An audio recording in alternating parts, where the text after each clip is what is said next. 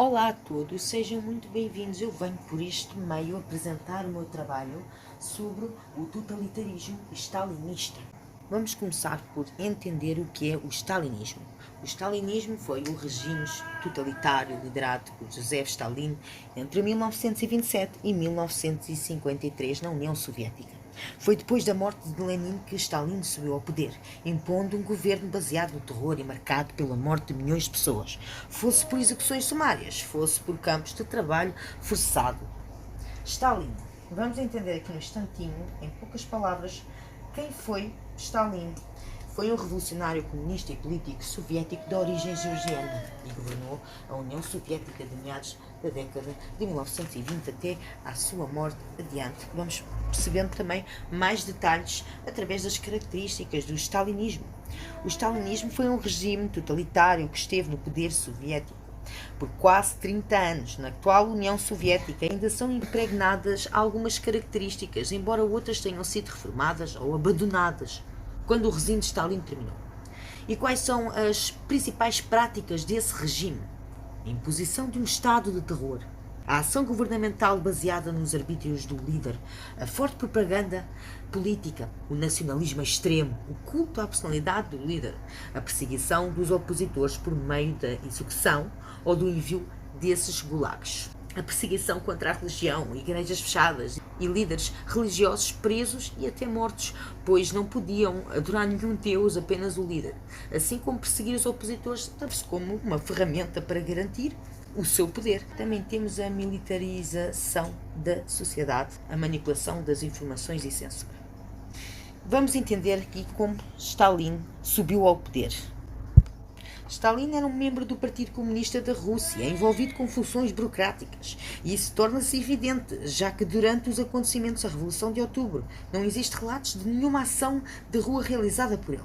E os historiadores apontam que provavelmente ele manteve apenas no quartel-general. Como é que tudo começou? Portanto, em 1922, a saúde de Vladimir Lenin, que era, nessa altura, o líder da União Soviética, a sua saúde a deteriorar-se. E a disputa pela sucessão no interior do Partido Comunista começou a ficar bastante intensa. Como Stalin era uma figura de grande confiança e importância e que enfrentou os opositores Trotsky, Kamenev e Zinoviev, foi quem acedeu ao poder, já que os opositores que ele enfrentou foi naquela época entre a morte de Lenin e o momento, portanto, que foi-se estabelecido o seu poder.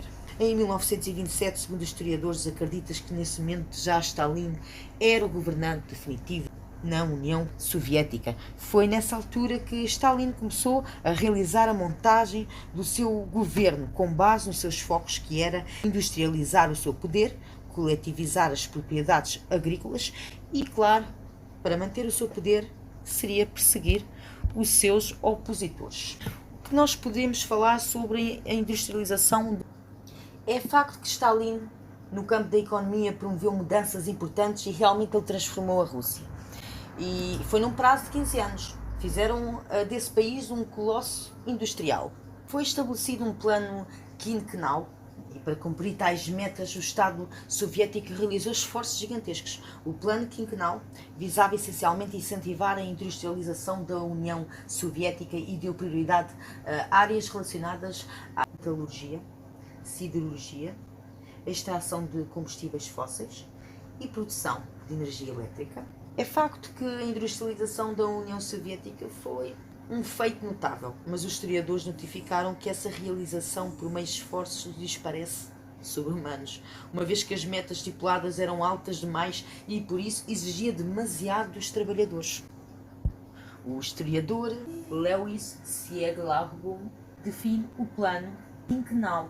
Criava uma atmosfera frenética repleta de ameaças, abusos verbais e recriminações. Pode-se dizer que a produção industrial era de 18,3 milhões de rublos e que, em 1932, foi de 43,3 bilhões de rublos. O plano quinquenal, que seria um plano para até 5 anos, teve as suas metas alcançadas já no 4º ano.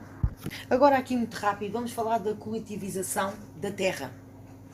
O seu objetivo seria, com isso, ampliar o poder do Estado sobre o campo.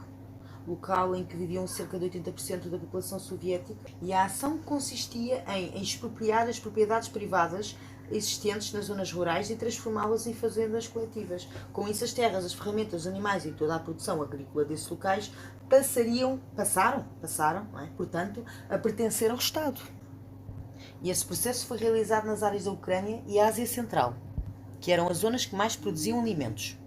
Houve bastante resistência em relação a essa coletivização das terras, principalmente entre os camponeses que possuíam uma quantidade razoável delas em sua propriedade. E os camponeses mais pobres, por sua vez, apreciavam as mudanças para poderem ter acesso à terra a partir desse processo.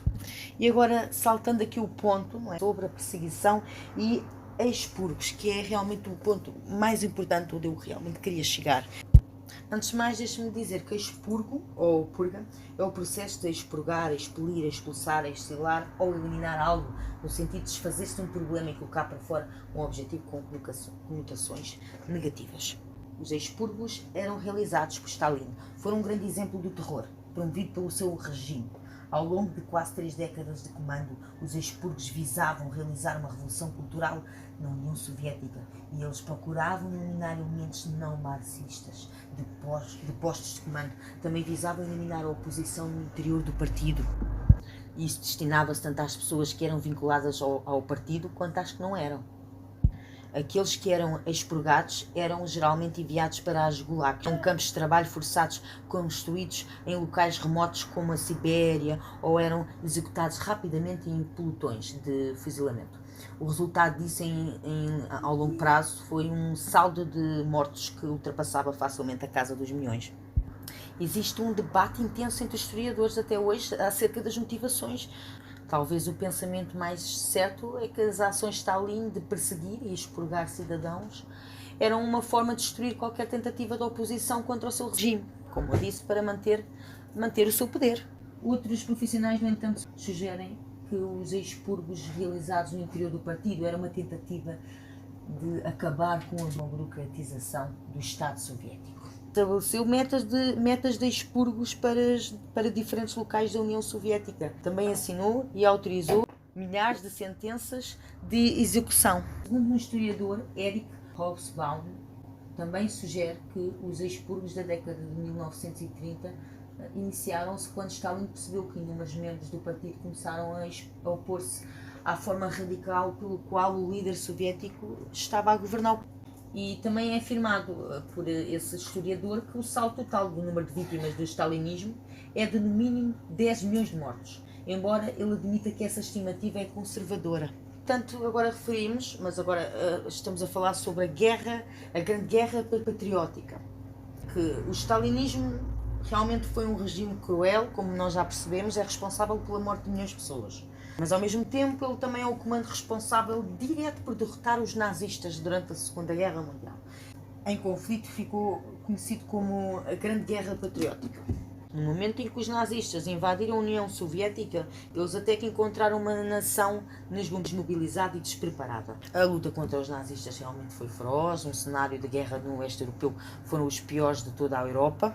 Mas ainda assim eles prevaleceram, os soviéticos prevaleceram em abril de 1945, conquistaram Berlim e derrubaram os nazistas. Por último, vamos falar do fim do regime do stalinismo. Foi realmente a sua morte. Naturalmente, colocaria fim a essa forma de governo no território soviético.